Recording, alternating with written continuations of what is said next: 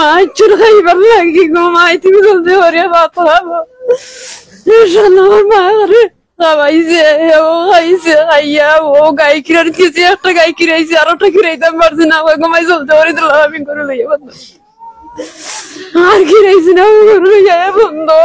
এই মুহূর্তে অবস্থান করছি সাতকের জাউয়া ইউনিয়নের দেড়গাঁও গ্রামে। আমরা আপনাদের কাছে উপস্থাপন করব একটি ভিডিও, আশা করি আপনারা আমাদের সাথে থাকবেন। দুঃখজনক হলেও সত্য, আমরা আপনাদের সাথে যুক্ত আছি এবং ইনশাআল্লাহ আপনারা আমাদের সাথে থাকবেন। আমরা এটি আপনাদেরকে একটু দেখানোর চেষ্টা করছি। তো এখানে দেখেন গ্রামের অনেক মানুষ দুঃখ ভরা মন নিয়ে মর্মাহত হয়ে দাঁড়িয়ে আছেন একজন তরুণ কিশোরকে বিদায় দেওয়ার জন্য, শেষ বিদায়। এটা আপনারা হয়তো অবাক হয়ে যাচ্ছেন যে একজন কিশোরকে বিদায় দিতে এবং তাদের মন খারাপ, এর কারণটা কি? এবং কারণ বিভিন্ন কারণ। আল্লাহ তাআলার হুকুমে আমাদেরকে এই পৃথিবী থেকে চলে যেতে হয়, কিন্তু কিছু কিছু মৃত্যু আছে যেটা আমাদের মেনে নিতে একটু কষ্ট হয়, তারপরও মেনে নিতে হয়।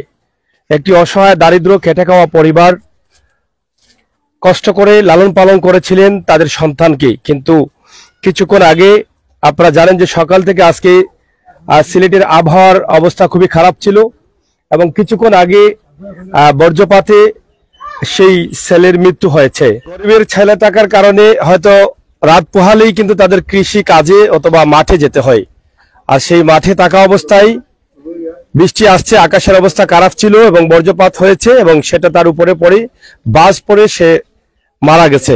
এই যে ছেলেটা মারা গেছে তার আব্বার কাছ থেকে আমরা তথ্যগুলো আপনাদের কাছে তুলে দেওয়ার চেষ্টা করছি, আপনারা একটু খেয়াল রাখবেন। আমরা আশা করছি আপনারা একটু সাথে থাকুন। আপনার নাম কি? আমার নাম হুসামউদ্দিন।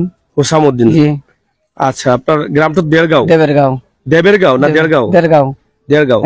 তো এই গ্রামে আপনার ছেলে মারা গেছে কোন গ্রামে? দেবেরগাঁও গ্রামে। দেবেরগাঁও গ্রামে কোন জায়গায় মারা গেছে? বন্ধ হিংরাকই নদীর মাঝখানে।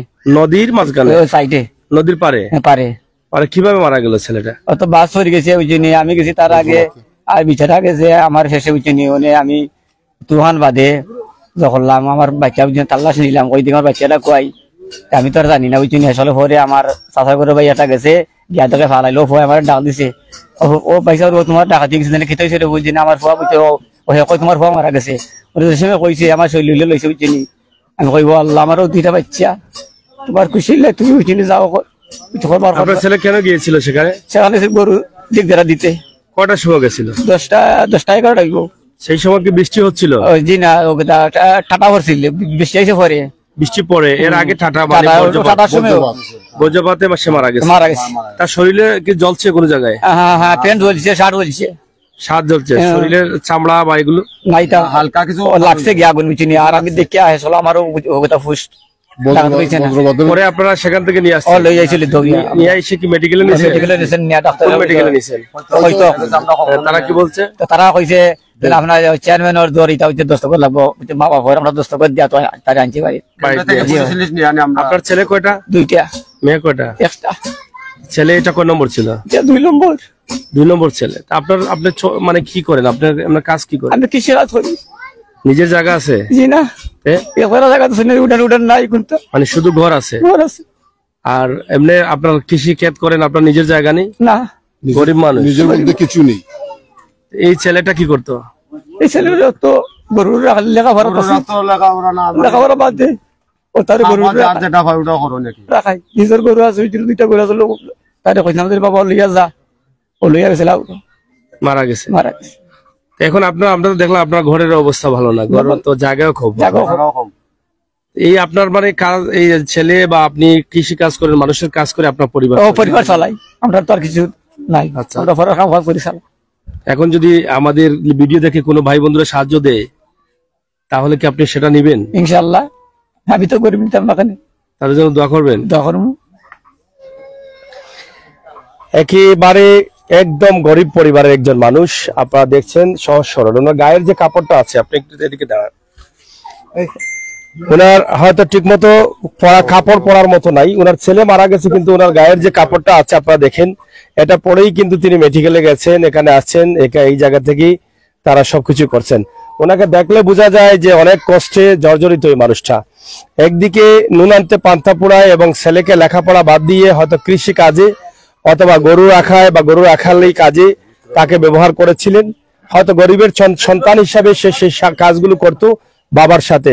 হয়তো এই দুইটি সন্তানই ছিল ওনার সম্পদ, কিন্তু তার মধ্যে একটি ছেলেকে আল্লাহ তাআলার হুকুমে যেতে হয়েছে আল্লাহ তাআলার কাছে, এবং রেখে গেছে তার বাবা, তার মা, তার বোন, তার ভাই। কিন্তু এই পরিবার খুবই অসহায়, দারিদ্র। আমরা তাদের ঘরটি দেখাবো, আপনারা দেখলে কষ্ট পাবেন। আমরা হয়তো এই সমস্ত ভিডিওগুলো দেই, একদিকে আমরা আপনাদেরকে জানিয়ে দিতে চাই এটা যে আপনারা যারা গ্রামগঞ্জে বসবাস করেন, আপনাদের গরু আছে, আপনারা কৃষিক্ষেত আছে, আপনারা একটু সতর্ক থাকতে হবে। এখানে যে এই বাচ্চাটা গেছে, সে যে মারা গেছে এটা এমন কিছু না, কিন্তু বড় মানুষ গেলেও কিন্তু সেখানে সে মারা যেত। এই বাচ্চাটা বলে যে সে মারা গেছে এরকম কিছু না, কিন্তু বড় মানুষ হলো এই সময় যদি সেই জায়গায় থাকতো সেও মারা যেত। তার মানে হচ্ছে বড় হোক আর ছোট হোক, আপনারা কেউ যখন আকাশের অবস্থা খারাপ থাকবে আপনারা হাওর অঞ্চলে যাবেন না, কারণ আপনাদের সতর্ক করার জন্য। কারণ আজকে শুধু এই যে জাউয়া ইউনিয়নের দেড়গাঁও গ্রামে মারা গেছেন এমন না, আমরা শুনেছি এখানে এই বড় খাফন একজন মারা গেছেন, আশা কাসর একজন মারা গেছেন। আমরা খবর পেয়েছি, আমরা যাইনি, তবে কতটুকু সত্য জানি না, তবে এরাও বলছেন। তো সত্য না হলে তো এটা ঘটনা সত্য না হলে তো এভাবে উঠতো না। তো আমরা এটাও সত্য, আমরা এখানে এসে জানলাম, এর আগে আমরা খবর পেয়েছি। তো আমরা চাইবো এই পরিবারকে একটু আপনারা সাহায্য করবেন। আপনাদের অনেকের সাহায্য দেওয়ার তৌফিক আছে, কারণ আপনারা অনেকে সাহায্য করতে চান এই সমস্ত বিপদগামী অসহায় মানুষকে, আপনারা সাহায্য করবেন। আর আমাদের আজকের ভিডিওটা হচ্ছে, যেহেতু এখন ঝড় বৃষ্টির সময় এসেছে, এই সময়ে যারা কৃষক বা কৃষি কাজ করেন, দয়া করে আল্লাহর ওয়াস্তে প্রাণ গেলে আর প্রাণ ফিরিয়ে নিয়ে আসা যাবে না। আমরা যতই কান্না করি না কেন, যতই কিছু করি না কেন, এই প্রাণটি আর আসবে না। এই যে ওনার সন্তানকে যদি তিনি না দিতেন, একটু খেয়াল রাখতেন যে আকাশের অবস্থা ভালো না, বজ্রপাত হতে পারে, যে কোনো সময় প্রাণের হানির ঘটনা ঘটতে পারে, তাহলে হয়তো এই ছেলেটা আজকে মারা যেত না। আমাদের কিছু মেধা কাটাতে হবে। আমরা যদি আল্লাহর উপরে বলি যে আমাদের এটা আল্লাহর হুকুম হয়েছে, সে চলে গেছে, এটা আসলে মেনে নিতে কষ্ট হয়। কারণ আল্লাহ তাআলা নির্ধারিত হায়াত দিয়েছেন আপনাকে, এই নির্ধারিত হায়াতের ভিতরে কিন্তু আল্লাহ তাআলা আবার আপনাদেরকে বলে দিয়েছেন যে আপনার দোয়ায় নেক হায়াত বাড়বে, আপনার দোয়ায় আপনার বিপদ কাটবে। তাহলে যদি আপনার হায়াত নির্ধারিত হায়াত পর্যন্ত যেতে হলে মানুষের দোয়া লাগবে, সতর্ক থাকতে হবে। আপনি যদি বাঘ দেখে বাঘের সামনে যাও, ক্ষুধার্ত বাঘ থাকলে তো আপনাকে খেয়েই ফেলবে। তো সেজন্য কি আল্লাহ বলেছেন এখানেই হায়াত ছিল আর এই পর্যন্ত শেষ হয়ে গেছে? না, আল্লাহ তাআলা নির্ধারিত হায়াত দিয়ে অপশন রেখেছেন। সেই অপশনগুলো আমাদের পৃথিবীতে আসার সময় আল্লাহ তাআলা আমাদেরকে বিভিন্ন বিপদ দিয়েছেন। বড় বড় বিপদ আছে, সেই বিপদ মানুষের দোয়ায় কাটবে, এবং আমাদের মেধা কাটিয়ে যদি আমরা চলতে পারি, সেগুলো আমরা কেটে উঠতে পারবো। তখন আমরা নির্ধারিত হায়াত পর্যন্ত আমরা বেঁচে থাকবো। কিন্তু নির্ধারিত হায়াত পর্যন্ত বেঁচে থাকতে হলে মানুষের দোয়া লাগবে, সতর্ক থাকতে হবে। সতর্ক না থাকলে আপনাকে আল্লাহ পৃথিবীতে 60 বছরের হায়াতের মধ্যে যে আপনাদের এরকম বড় বড় ফাড়া দিয়েছেন, বিপদ দিয়েছেন, সেগুলো যদি আপনি সতর্ক না থাকেন তাহলে কাটিয়ে উঠতে পারবেন না। তাই আমরা একটু খেয়াল রাখতে হবে, এই বিপদগুলো থেকে বেঁচে থাকার জন্য সতর্ক থাকতে হবে। এই যে বজ্রপাত শুরু হয়েছে মাত্র, এখনো বৈশাখ মাস চলছে, অনেক হবে, আরো 6 মাস হবে। তো সেই 6 মাস যেন আমাদের কৃষক ভাই বন্ধুরা, আপনার সন্তান, আপনার ছেলে, অনেকে মাছ ধরতে গিয়ে মারা যান, অনেকে কৃষি ক্ষেত করতে মারা যান, হাল দিতে গিয়ে মারা যাচ্ছেন, বিভিন্ন ভাবে মারা যাচ্ছেন।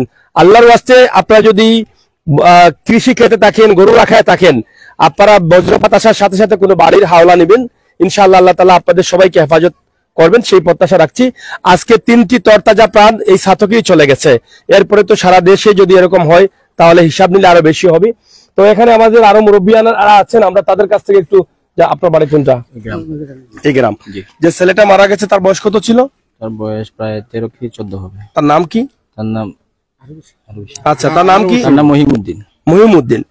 আচ্ছা, এই মহিমউদ্দিন যে মারা গেল, মহিমউদ্দিন আসলে কিভাবে মারা গেছে এটা জানেন?